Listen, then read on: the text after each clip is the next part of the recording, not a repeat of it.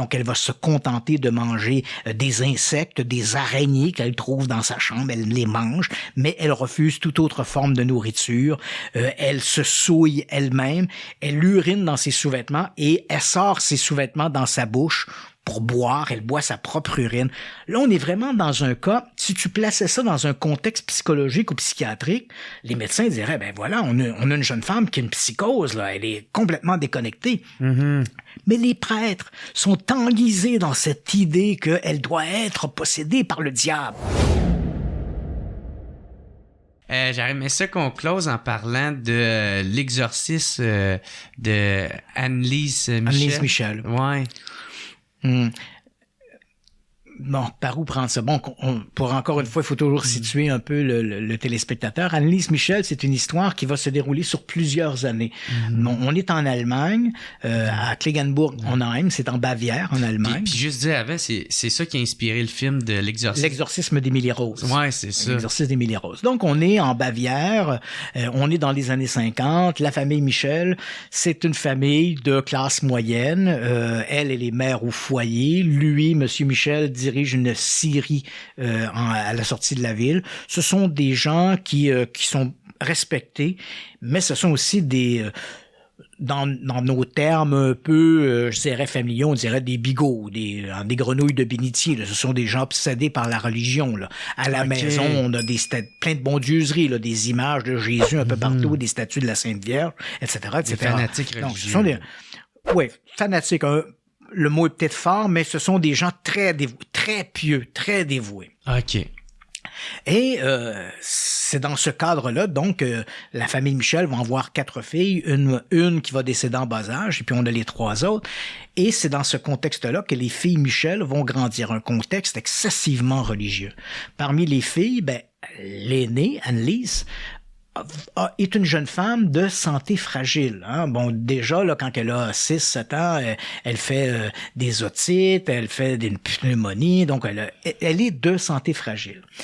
Je viens de te faire un aparté pour te montrer à quel point la famille Michel sont des gens qui sont des gens pieux, mais en même temps des gens qui ont placé sur leur fille une véritable chope de plomb pour empêcher toute contamination diabolique.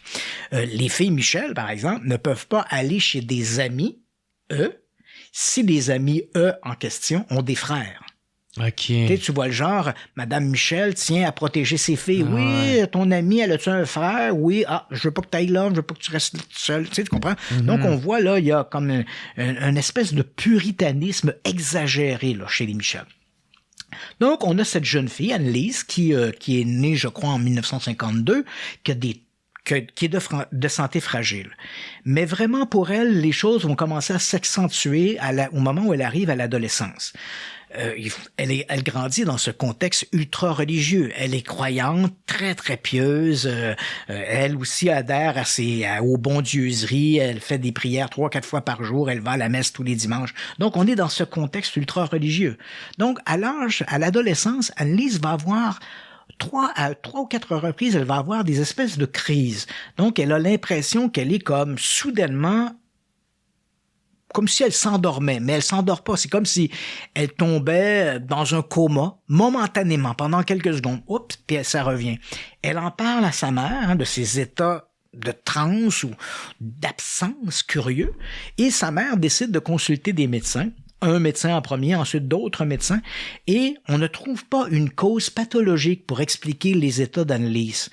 Un médecin propose, entre autres, que Annelise souffre probablement d'une forme excessivement légère d'épilepsie. Une forme d'épilepsie qu'on dit épilepsie temporale. Donc, à un moment donné, parce que quand on parle d'épilepsie, les gens s'imaginent l'individu à terre, le grand arc, la salive à la bouche, des convulsions. Non, il y a plusieurs degrés aux crises d'épilepsie. Et la forme la plus bénigne, c'est le fait que, on a l'impression qu'on a perdu conscience pendant quelques instants sans que tout ça soit accompagné des convulsions puis de la bave à la bouche, tout ça.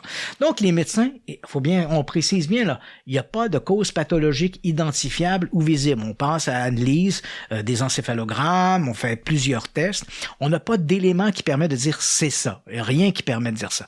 Mais ce qu'elle raconte, les conditions dans lesquelles ces crises se produisent, des états de nervosité et autres, le médecin traitant de la famille, lui conclut que c'est probablement ce qui se passe. C'est qu'Annalise doit souffrir d'une forme très légère d'épilepsie. Donc, il lui donne des anticonvulsifs, mais ça n'a pas d'effet. Donc, elle prend ses anticonvulsifs. On ne sait pas trop non plus, il faut faire attention parce qu'il y a des zones grises.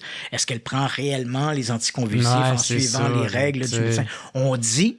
Ça n'a pas eu d'effet. Mais ça n'a pas eu d'effet dans quel sens? Est-ce qu'elle prenait de manière excessivement précise la médicamentation telle que prescrite ou non? On ne le sait pas trop. Mais bref, il y a pas vraiment, on n'a pas l'impression qu'il y a une amélioration. Et on va vers d'autres cliniques, on s'adresse à d'autres médecins. Annelise continue également d'être souffrante de d'autres troubles, de d'autres maladies, en dehors de ces fameuses absences. Et la famille commence un peu à perdre pied. On commence à se demander s'il y a une cause médicale à la situation d'Annelise. Et puis à un moment donné, là, on est rendu avec une Annelise Michel qui est au début de la vingtaine. Elle fréquente l'université de Wiesbourg. On est au début des années 70 également. Et donc, elle a d'autres moments d'absence comme ceux-là. Elle s'est fait un petit copain, hein, et puis elle fréquente l'université. Et là, elle a l'impression, lors d'une de ses crises, entre autres, elle a l'impression de voir ce qu'elle va appeler des fratzen, hein, des visages de démons. Elle a l'impression qu'elle voit des démons. Donc, elle en parle à sa mère. Elle dit, voilà, j'ai eu des absences, j'ai eu l'impression de voir des visages de démons. Puis c'est amusant parce que ces crises-là vont se produire alors qu'elle est elle-même dans un sanatorium. Hein, elle souffre d'une maladie pulmonaire, on l'envoie au sanatorium pour se reprendre du mieux, et c'est durant le temps où elle est au sanatorium qu'elle a cette fameuse crise où elle dit « j'ai vu des frazzades ». Elle en parle à sa mère, et là, on est toujours dans ce contexte hyper religieux, là.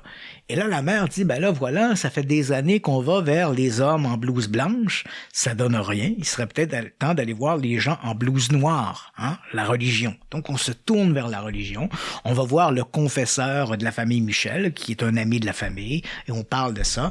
Et très rapidement, dans ces discussions, lui, bon, ce prêtre-là, et il va consulter autour de lui, il va en parler au diocèse, ça va remonter en haut lieu, on va même questionner un autre ecclésiastique qui est spécialisé dans les cas de possession diabolique, et peu à peu, il y a comme une espèce de mise en scène qui se place, hein? On commence à se dire que peut-être que Annelise est possédée par le démon, peut-être que ce sont des crises, et finalement, on va autoriser l'exorcisme. Hein. L'un des prêtres dit, ben voilà, il faudrait peut-être procéder au rituel de l'exorcisme.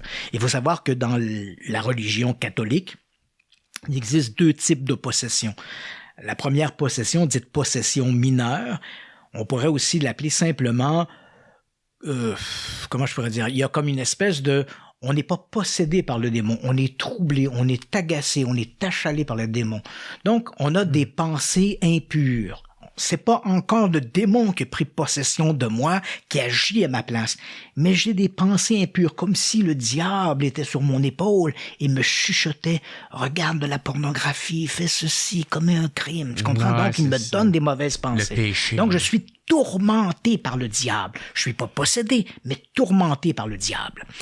Dans ce cas-là, donc le cas d'une possession mineure ou un tourment du diable, on va procéder à un exorcisme mineur. L'exorcisme mineur, là, on n'est pas dans le cas de l'exorcisme avec l'eau bénite, sort de ce corps, on n'en est pas là. On se réunit, les ecclésiastiques, les prêtres se réunissent avec le fidèle. On parle avec lui, on échange.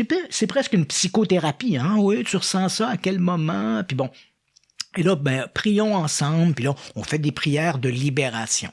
Donc ça, c'est l'exorcisme mineur. Dans le cas d'Annelise Michel, là, peu à peu, on voit que la jeune fille, à partir du moment où elle est prise en charge par les ecclésiastiques, il y a comme une espèce de martèlement. J'irai pas jusqu'à dire qu'on la convainc qu'elle est possédée du diable, mais de plus en plus le discours s'oriente de cette manière-là. Tu comprends? Dès qu'elle a une pensée impure, elle se signe, ça doit être le diable. Et j'ai l'impression, et là je le dis bien, là, je suis pas psychologue, je suis pas psychiatre, mais j'ai l'impression que peu à peu il y a une psychose du diable qui s'installe chez les Michel, et Anne-Lise en est la victime première de cette psychose du diable. Elle voit le diable partout.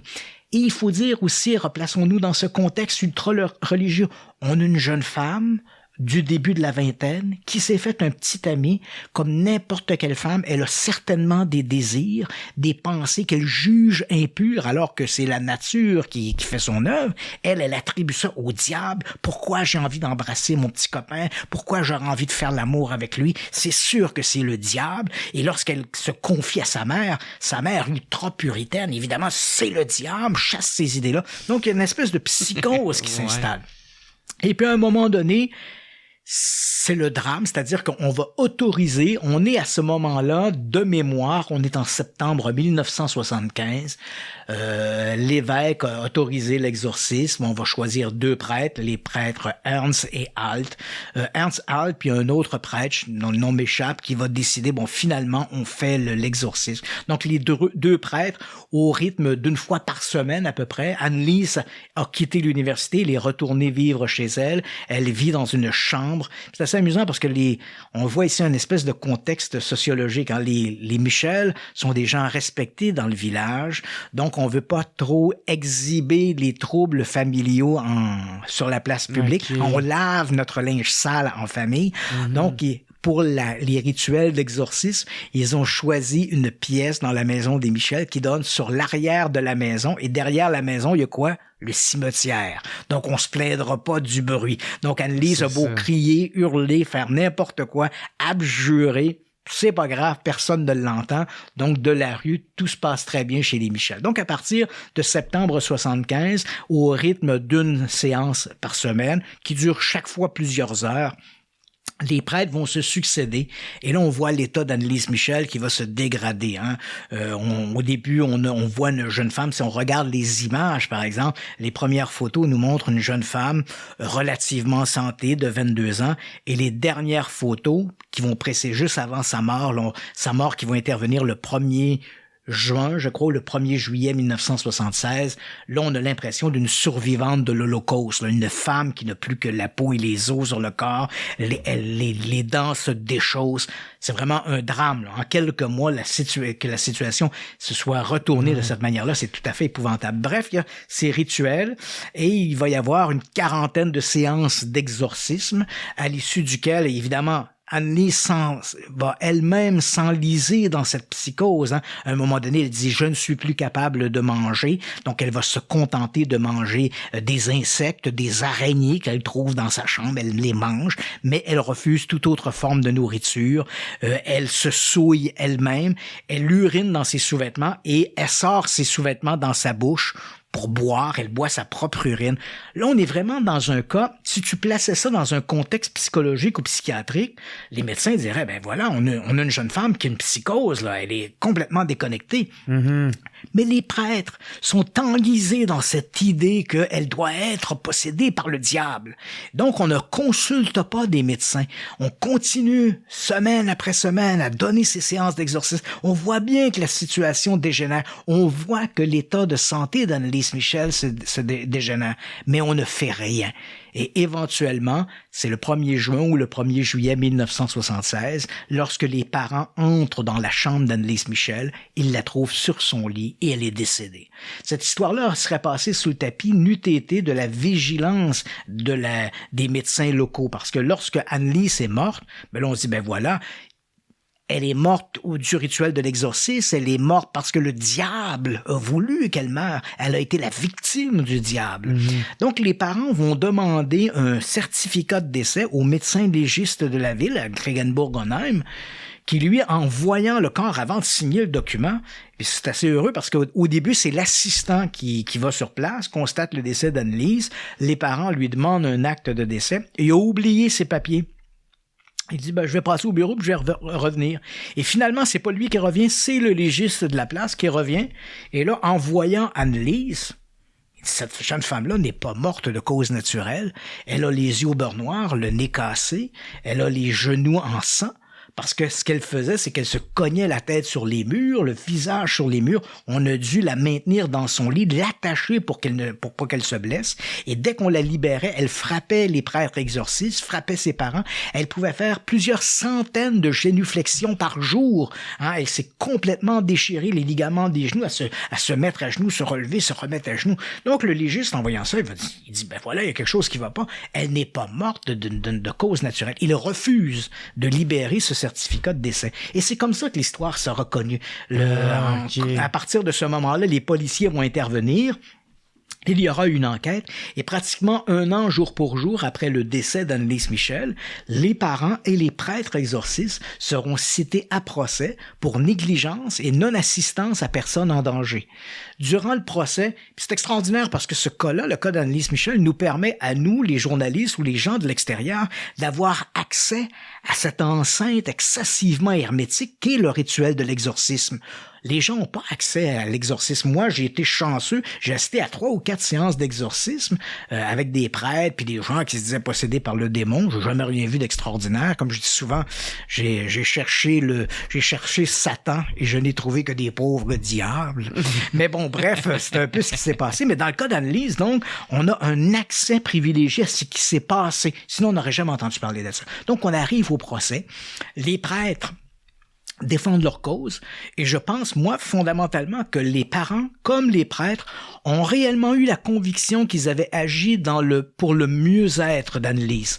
Aucun d'entre eux s'est dit, on va y faire du tort. Je crois pas qu'ils ont fait ça. Je crois qu'ils étaient vraiment persuadés qu'ils agissaient pour le mieux-être d'Annelise Michel. Même s'ils étaient embrigadés dans leur vision un peu religieuse et un peu dépassée, moyenâgeuse, mais néanmoins, ils avaient l'impression de faire de leur mieux pour aider Annelise Michel. D'ailleurs, ils l'ont dit au procès. On avait consulté les médecins et les médecins n'ont apporté aucun soulagement à notre fille. Donc, on s'est tourné vers l'Église. Donc, on voit un peu la position des parents.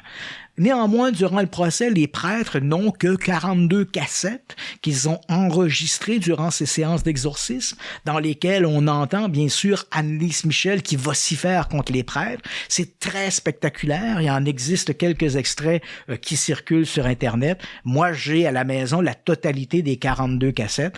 En 42 cassettes, entendre une jeune fille qui fait bon. Ouais. Et bon. Puis elle dit qu'elle est Lucifer. Ouais, puis là, il dit qu'elle est possédée par au moins 6 personnes, un prêtre défroqué du Moyen-Âge. Elle dit, il y a Hitler, il y a Satan, il y a Adam, bon, il y en a plusieurs. Bref, elle a 6 personnes, 6 démons, 6 personnes malveillantes qui la hantent, hein, c'est ce qu'elle va dire durant les rituels d'exorcisme. Donc, c'est un peu ce que présentent les prêtres. Mais ils n'ont rien pour étayer ça, à part le cassette. Mais tu sais, je veux dire, n'importe quel psychologue ou psychiatre qui côtoie au quotidien des gens qui souffrent de troubles mentaux, ben va dire des gens comme ça, on en a plein nos hôpitaux, là, des gens qui parlent avec une voix gutturale ou se prennent pour un messie ou ci ou ça. Ben, je veux dire, ça change pas grand-chose ici. Et de leur côté, il faut bien le dire, les médecins n'ont pas grand-chose non plus, hein, parce que les médecins, eux, l'argument d'attaque, c'est de dire Annelise a été abandonnée.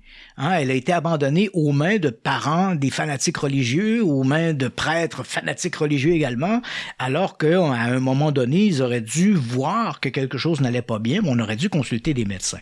Mais en même temps, de leur côté, les médecins, faut bien le reconnaître, en consultant le dossier médical d'Annelise, n'ont aucun document précis à présenter au juge en disant, ben voilà, on avait diagnostiqué une épilepsie chez Annelise. Ouais, non, on n'a que des suppositions. J'ai pensé qu'Annelise devait souffrir d'épilepsie. On a supposé ça, mais il n'y a rien de très concret. Alors, à cause de tout ça, ce vide-là, on n'est pas capable de démontrer la pathologie dont souffrait Annelise. Les prêtres, évidemment, ne peuvent pas démontrer qu'elle était possédée par le diable. Et dans le droit, c'est vrai au Canada, mais c'est vrai aussi dans le droit allemand, il faut qu'il y ait une intention. Hein? L'idée n'est pas de simplement dire « j'ai tué ma femme ».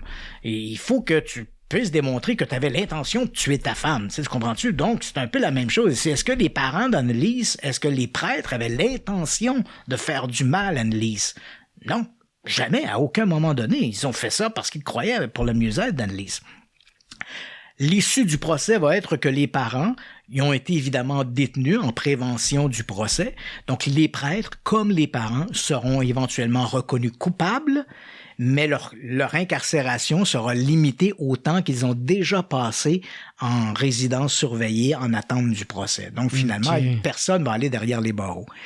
Cette histoire-là d'Annelise Michel, elle est très intéressante. Pour plusieurs raisons. Dans un premier temps, elle nous permet à nous de l'extérieur d'avoir accès à un rituel d'exorcisme. On voit comment ça se passe. On a les cassettes pour voir comment est le comportement de la possédée. Mais il y a plusieurs énigmes qui sont soulevées et auxquelles les médecins n'arriveront pas à répondre.